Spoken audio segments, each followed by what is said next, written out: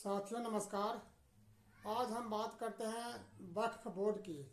आखिर वक्फ बोर्ड क्या है जिसके वजह से हर समय किसी न किसी बात को लेकर पूरे देश में बवाल पैदा होता रहता है।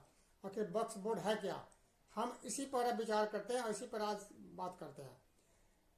वक्फ बोर्ड से मतलब ये है कि जब हमारा देश का विभाजन हुआ था तो बहुत से यहाँ के भारतीय थे जो पाकिस्तान चले गया, वहीं जाके बस गए। अब बहुत से पाकिस्तान से जो भारतीय थे जो हिंदू धर्म से संबंधित थे वो भारत में आकर बस गए। तो पाकिस्तान में यहाँ के जो भारतीय जाके पाकिस्तान में बस गए तो वो यहाँ के ज़मीन को ईंट पत्थर को तो लेके तो गए नहीं, उनकी ये ज़मीन यहीं रह गई। तो उसको देखभाल करने के लिए सरकार ने एक बोर्ड बनाया। वो बोर्ड का नाम दिया गया वक्फ बोर्ड। यानी वक्फ बोर्ड को ये जिम्मेदारी दिया गया कि जो यहाँ के जो भारतीय यानी कि मुसलमान समझ लीजिए, जो यहाँ हम तो मुसलमान नहीं कहते, हम तो भारतीय ही कहते हैं, जो मुसलमान यहाँ से जो चले गए पाकिस्तान में अपनी ज़मीन को यहाँ छोड़ करके, तो यदि किसी उनके रिश्तेदार वगैरह यहाँ रहे होंगे तो उनके हवाले कर दिया होगा। और जो छोड़ के चले ही गए, उनका कुछ यहाँ रहा नहीं, तो वो ज़मीन को सरकार ने अपने हाथों में लेने के बजाय ये वक्फ बोर्ड को निगरानी के लिए सौंप दिया ताकि वो उन वक्फ बोर्ड वाले उनके कल्याण के लिए खर्च कर सके। इसके ठीक उलट क्या हुआ, पाकिस्तान में क्या हुआ, पाकिस्तान से भी बहुत सारे हिंदू जो अपने घर द्वार ज़मीन जायदाद सब जिनका पुश्तैनी ज़मीन था लाखों एकड़, वो छोड़ कर भारत में आ गए। उनका ज़मीन को तरीके से तो उसके हिसाब से यदि हम पाकिस्तान की बात करते हैं, यदि इतना ही उधार होता जिस तरह से भारत सरकार उधार है, तो वहाँ की ज़मीन को भी वो वहाँ के हिंदुओं को सौंप देता, उनके लिए कर देता। लेकिन हुआ क्या, वहाँ उनकी ज़मीन तो वहाँ के अड़ोस पड़ोस ने लोगों ने जबरन कब्जा कर लिया, उनको लूट लिया, उनको यहाँ तक कि भगाने का भी काम किया, जबकि भारत में ऐसा नहीं किया गया। शुरुआत यहाँ से राजनीति के तुष्टीकरण की नीति का शुरुआत यहीं से होता है। सरकार को उसी टाइम चाहिए था कि वो ज़मीन चूँकि जो यहाँ से छोड़कर चले ही गए, उनका कोई परिवार है ही नहीं, तो तरीके से वो ज़मीन भारत सरकार का होना चाहिए।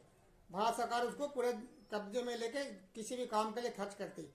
लेकिन किसी खास वर्ग को इस तरह के देना कि ये ज़मीन तुम्हारा है, इसका देखभाल तुम करोगे और तुम्हारे लिए ये काम आएगा, इस तरह की नीति जो भी सरकार ने उस टाइम बनाया वो नीति ही गलत था, ऐसा नहीं होना चाहिए था। फिर भी हम मानते हैं कि वो ये एक तरह से वोट के लिए तुष्टीकरण की नीति थी, ऐसा संभव है। हालांकि मेरा मानना तो ये है कि सरकार ने यही सोचा कि यहाँ के जो मुसलमान हैं जो भारत में रह रहे हैं, तो उनको यहाँ के मुख्य धारा में लाने के लिए, उनके अंदर में विश्वास पैदा करने के लिए कि सरकार आपके साथ पूरा साथ है, पूरा आपको संरक्षण देती है, इस तरह के कदम उठाए कि भाई ये ज़मीन का मालिकाना हक आपका है और आप अपने समुदाय के कल्याण के लिए, उनके देखभाल के लिए खर्च करोगे, उनका करोगे। इस तरह सरकार की सोच थी।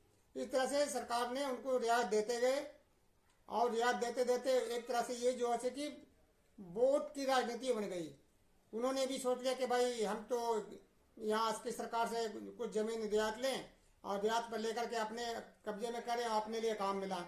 उसमें वक्फ बोर्ड में हैं कौन, बड़े बड़े जो उनके जो धन्ना सेठ हैं, वो ज़मीन उनके कब्जे में होता है और उस ज़मीन को वो अपने लिए किराए का मकान या होटल या कई चीज़ बना करके जन कल्याण के कार्य में ना करके, इस्लाम धर्मों के जो गरीब लोग हैं, स्त्रियां जो असहाय है, उनके कल्याण के लिए काम ना करके वो ज़मीन जो है बड़े बड़े भूमाफिया लोग के काम में आता है और उसका फायदा वो उठा रहे हैं। किसी के कल्याण की इसमें नहीं हो रही है। तो विवाद यहीं से शुरुआत हुआ है। फिर उसके बाद हमारी सरकार ने 1995 में से लेकर 2013 में इनके हक में कई कानून बनाए। 1995 में एक कानून बनाया गया जिसके उसकी धारा 40 के अनुसार ये बताती है कि वक्फ बोर्ड किसी भी संपत्ति को जो कहता है समझता है कि अपना है, वो उस पर दावा कर देगा तो वो संपत्ति उसकी मानी जाएगी। उसको यदि कोई की किसी का ऑब्जेक्शन है कि ज़मीन ये हमारा है, तो वो सीधे वक्फ बोर्ड के जो ट्रिब्यूनल है, ट्रिब्यूनल में जाएगा और ट्रिब्यूनल का फैसला ही अंतिम होगा। ट्रिब्यूनल में कौन होते हैं? ये उनके ही वक्फ बोर्ड के ही नुमाइंदे होते हैं, उनके ही परिवार होते हैं, उनके रिश्तेदार होते हैं। तो इनसे कोई उम्मीद नहीं थी, क्योंकि ये तो जमीन पहले ही वक्फ बोर्ड ने दावा कर लिया, तो उस दावे के खिलाफ फैसला कैसे ले सकते हैं? वो तो अब कहेंगे कि नहीं, जमीन तो हमारी ही है। तो सरकार ने इस तरह की छूटें दे दिया, और ये छूट दिया है सिर्फ वोट की राजनीति के लिए। वोट बैंक की राजनीति हमारे देश के अंदर में इतनी गंदी राजनीति है, तो धर्म के नाम पर, जाति के नाम पर, संप्रदाय के नाम पर, भाषा के नाम पर लोगों को तुष्टिकरण की नीति अपना करके और वोट बैंक हासिल करना चाहते हैं। ये हमारे देश के लिए बहुत बड़ा दुर्भाग्य है, बहुत बड़ा ही ये त्रासदी है कि वोट के लिए जरूरी गैर जरूरी चीज़ों को भी सरकार समर्थन करती है, चाहे बेशक वो गैर कानूनी क्यों ना हो, बेशक गैर जरूरी क्यों ना हो, उनको समर्थन करती है। ये चीज़ें शुरू से ही हुआ, और ये जो कि गलत हुआ। फिर यह कानून जो भारतीय मुसलमान जो यहाँ पर से रह गए, उनको तो वो भी स्वतंत्र थे, वो चाहते तो पाकिस्तान जा सकते थे, उन पर कोई किसी ने कोई प्रतिबंध नहीं लगाया। हालांकि भारतीयों ने जो उनको अपना देश समझकर उनको जो नेताओं ने बोला कि भाई तो देश तुम्हारा ही है, तुम्हें किसी तरह का कोई डरने की जरूरत नहीं, आप यहीं रहो और स्वेच्छा से रहे। और वो इस देश में, इस संविधान में इन्होंने विश्वास किया, यहाँ भारत की सरकार पर विश्वास किया। तो फिर ऐसी स्थिति में विवाद का मामला कहाँ से आ गया? सरकार को उसी टाइम चाहिए था कि ये जो संपत्ति सरकार है, उस संपत्ति को सरकार अपनी संपत्ति घोषित करना चाहिए था, वो जन कल्याण के लिए खर्च करना चाहिए था। लेकिन फिर दूसरी बात, ये जो आजकल जो विवाद हो रहा है, विभिन्न राजनीतिक दल जो हैं वो आग में घी डालने का काम कर रहे हैं और समुदाय विशेष को भड़का रहे हैं। समुदाय विशेष तो पहले ही वो अपने आप को जैसे कि इस्लाम खतरे में है, और महबूबा मुफ्ती ने तो यहाँ तक कह दिया है कि सरकार की मंशा ये है कि मस्जिद के ज़मीन को कब्रिस्तान के ज़मीन पर दखल कर ले। ये सिर्फ लोगों को, वर्ग विशेष को भड़काने के अलावा और इनके कोई मकसद नहीं है, इसीलिए किया जाता है। तो ऐसे फिर दूसरी बात कि राजनीतिक पार्टियां हमारी हैं, वो भी अपने फायदे के लिए वोट की राजनीति के लिए कि हमारे पक्ष में वोट हो, ये वोट हमारा वोट बैंक है, तो इनको हम नाराज ना करें, इनको संतुष्टि करने के लिए गैर जरूरी मांगों को भी हम इसका समर्थन करें। हमारे देश के अंदर में आज यही हो रहा है। मैं यहाँ पर बात भाजपा की नहीं कर रहा हूँ, तो भाजपा भी है तो वो तो एक मानते हैं कि वो भी है जो धर्म के नाम पर, जाति के नाम पर लोगों को भड़का करके वोट की राजनीति कर रहा है। मगर कुछ चीजें ऐसी हैं जो कि देश हित में है, तो उसको किया जाना चाहिए। वक्फ संशोधन वक्फ एक्ट 1995 में जो किया गया है, जो धारा 440, तो सरकार इसी में संशोधन करना चाहती है। धारा 40 यही कहता है कि वक्फ बोर्ड किसी भी संपत्ति को जिसको अपना समझता है उस पर दावा कर दे, तो उसका फैसला सिर्फ ट्रिब्यूनल में ही होगा, देश के न्यायपालिका उसमें हस्तक्षेप नहीं करेगी। अब सोचिए, इस सोचने की बात यहाँ पर यह है कि क्या कोई वक्फ बोर्ड या कोई भी बोर्ड या कोई भी न्यास क्या हमारे देश के न्यायपालिका से, हमारे संविधान से भी बड़ा हो सकता है क्या? ऐसा कैसे संभव है कि उसमें हमारे देश के न्यायपालिका को हस्तक्षेप करने का कोई अधिकार ना हो? क्यों? ये कोई संवैधानिक अधिकार नहीं है, ये कोई मौलिक अधिकार नहीं है, बल्कि यह एक संपत्ति का अधिकार है। और संपत्ति का अधिकार यह है कि सरकार जनहित में, जन समस्याओं के किसी भी भूमि को अधिग्रहण कर सकती है, और उसको बशर्ते कि हमारा संविधान इस बात की इजाजत देता है कि उस जमीन का प्रयोग देश हित में ही हो, पूंजीपतियों के हित में नहीं। यहाँ पर समस्या यहाँ पैदा होता है कि सरकार देश हित में जमीन को अधिग्रहण करने के नाम पर पूंजीपति मित्रों को हवाले कर देती है। यह एक बहुत बड़ी कमी है, ये चीजें नहीं होना चाहिए। अब सोचने की बात यह है कि इन वक्फ बोर्ड की जो ट्रिब्यूनल है, इनमें अपने आदमी होती है, इन्होंने कई विवादित फैसले किए हैं, कई ऐसे ऐसे दावे किए हैं। जैसे सूरत नगर निगम है, उनके जमीन को बोलते हैं कि हमारी जमीन है, वक्फ बोर्ड की जमीन है। तमिलनाडु में एक 1500 साल पुराने मंदिर है और उसके आसपास से गांव हो गए, कम से कम तो 389 एकड़ जमीन है, वो उस भूमि को वक्फ बोर्ड कहती है कि हमारा जमीन है। इसके अलावा ताजमहल को भी बोलते हैं कि तो हमारी जमीन पर है। कल को ये बोलते कि भाई जो न्यायपालिका और संसद है वो भी वक्फ बोर्ड की जमीन है। तो ये धारा 340 है, वो वक्फ बोर्ड को अधिकार देता है कि जिस जमीन को दावा कर देगा वो जमीन उसी का होगा, उसका फैसला भी वक्फ बोर्ड का बनाया गया ट्रिब्यूनल ही करेगा, न्यायपालिका नहीं। तो क्या आप इसे ठीक समझते हैं? कौन से भारतीय है जो ठीक समझेगा? जो भारत में राष्ट्र में विश्वास रखता है वो कभी भी इसे स्वीकार नहीं करेगा। ये नियम गलत है और इसको सरकार जो ये सरकार किया है तो ये फैसला मेरे हिसाब से कोई गलत नहीं है। विवादित यदि धारा 370 खत्म 340 जो है सो खत्म करने का मतलब है कि वक्फ बिल में संशोधन के बाद सरकार को ऐसी विवादित भूमि को जांच करने का अधिकार मिल जाएगा। यानी सरकार या न्यायपालिका को उसमें हस्तक्षेप कर सकती है कि उसको देखभाल कर उस पर निगरानी कर सकती है कि बाकी में जो वक्फ बोर्ड का दावा है ये सही है या गलत है। तो इसमें किसी को इतराज क्यों होना चाहिए? फिर हमारा ये जो क्या कोई किसी भी निकाय का या कोई भी कानून क्या हमारे संविधान से ही बड़ा है क्या? हमारा देश में संविधान को में जो प्रस्तावना में देश को एक संप्रभुता संपन्न गणराज्य की स्थापना की याद देता। संप्रभुता संपन्न का मतलब है कि वो देश का कानून पूरे देश में लागू हो, न कि किसी खास धर्म का, किसी खास निकाय का।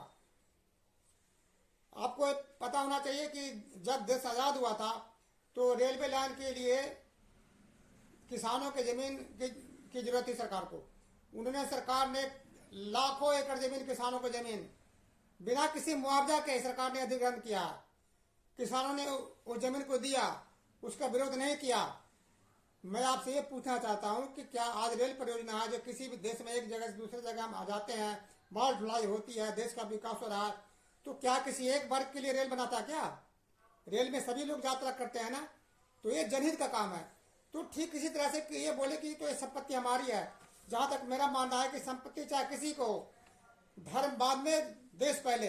चाहे संपत्ति हो मस्जिद की हो, मंदिर की हो, गिरजाघर की हो या किसी भी संप्रदाय का क्यों ना हो, यदि सरकार देश हित में उसको ग्रहण करती है, देश हित के काम में लगाती है, तो फिर उसमें यदि सही सच्चे उद्देश्य से लगाती है तो उसमें किसी को इतराज नहीं होना चाहिए। शर्त यही है कि वो सिर्फ पूंजीपतियों को हित साधने के लिए नहीं होना चाहिए, देश की आम जनता के हित के लिए होना चाहिए। आप देखिए कि जब बाढ़ आता है, सूखा आता है, लड़ पड़ता है, भूकंप आता है, तो पूरे देश में या फसल नष्ट हो जाता है, तो क्या सरकार उनको मदद नहीं करती है? क्या सरकार मदद किस बात पे करती है? क्या धर्म के आधार पर करती है क्या? जो भी उसके पीड़ित जो भी होते हैं, चाहे ईसाई हो, हिंदू हो, मुसलमान हो, कोई भी व्यक्ति भारतीय हो, उन सबको सरकार समान रूप से उसका देखभाल करती है। तो फिर इस तरह से ये बातें, जो राजनीतिक पार्टियां जो हैं, इस तरह की बातें आखिर क्यों लोगों को भड़का रही है कि भाई ये जो से कि गलत है या इसका हम वो करना चाहिए। सरकार जो से कि वर्ग विशेष के भूमि को हड़पना चाहती है, ये तरह से भड़काना ये किसी भी हालात में देश के लिए, लोकतंत्र के लिए ठीक नहीं है। यदि सरकार निगरानी करती है, यहाँ तो सरकार निगरानी की बात कर रही है, कब्जा में लेने की तो बात नहीं हो रही है। सरकार सिर्फ उन जमीनों को निगरानी करेगी कि वास्तव में ये जो कानून बने हैं, ये वक्फ बोर्ड जिस पर दावा किया है, क्या वास्तव में उसका दावा सही है क्या? फिर दूसरी बात कि जो लाखों एकड़ जमीन जो वक्फ बोर्ड के पास है, उस जमीन को जो जन कल्याण के लिए, जो गरीब समुदाय के कल्याण के लिए खर्च हो रहा है या बड़े बड़े धंधा सेठ उसका उपयोग कर रहे हैं, इस पर निगरानी रखना बहुत जरूरी है। तो ये जो कानून बनाया गया है इसीलिए लाया जा रहा है।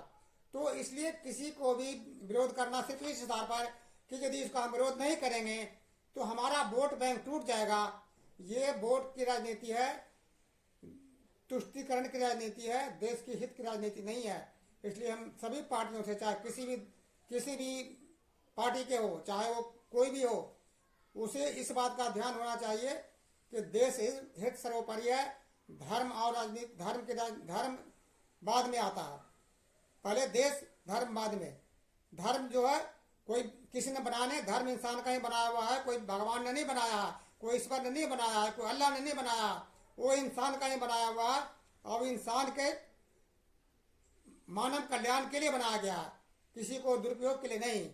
तो दोस्तों, ये है वक्फ कानून। आशा है कि आपको ये समझ में आ गया होगा। यदि वीडियो आपको अच्छा लगता है तो इसको आप लाइक करिए, यदि पहली बार देख रहे हैं तो इसको सब्सक्राइब भी करिए और अपने आगे लोगों को बढ़ाइए भी, ताकि सभी लोगों को वक्फ बोर्ड क्या है और इस पे विवाद किस बात के लिए है, ये जानकारी होनी चाहिए, जनता की बातें पहुंचनी चाहिए। हमें किसी धर्म विशेष से किसी के कोई विरोध नहीं है, बल्कि धर्म के नाम पर जो वोट की राजनीति करती है, ये राजनीति गलत है। चाहे कोई भी पार्टी इसकी राजनीति करता हो, ये राजनीति देश के हित में नहीं है, ये सिर्फ पूंजीपतियों के हित में है, देश के हित में नहीं है। जय हिंद।